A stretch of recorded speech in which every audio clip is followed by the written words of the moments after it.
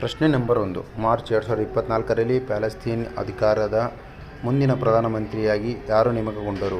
Option A Mahmoud Abbas, B Azim Rabbani, C Mohammad Mustafa, D Mohammad Razak.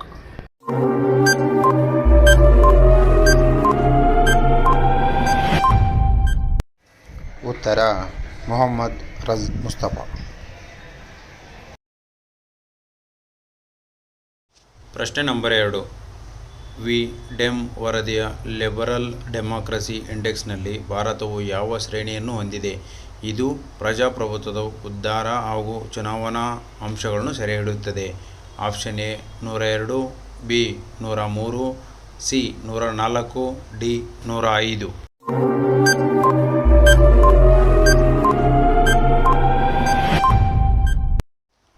ಉತ್ತರ 104.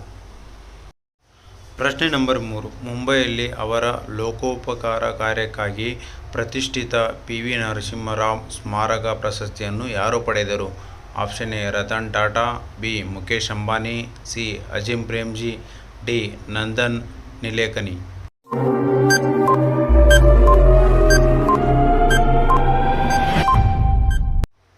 ಉತ್ತರ ರತನ್ ಟಾಟಾ.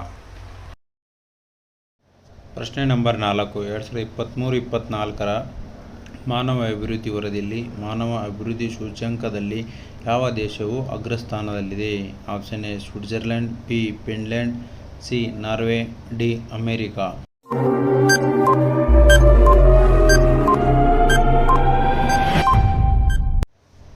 ಉತ್ತರ Switzerland. ಪ್ರಶ್ನೆ number 5.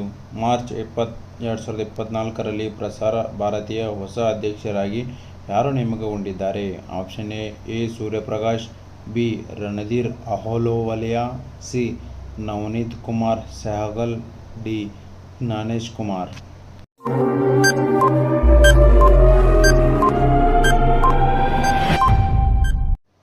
ಉತ್ತರ ನವನೀತ್ ಕುಮಾರ್ ಸೆಹಗಲ್.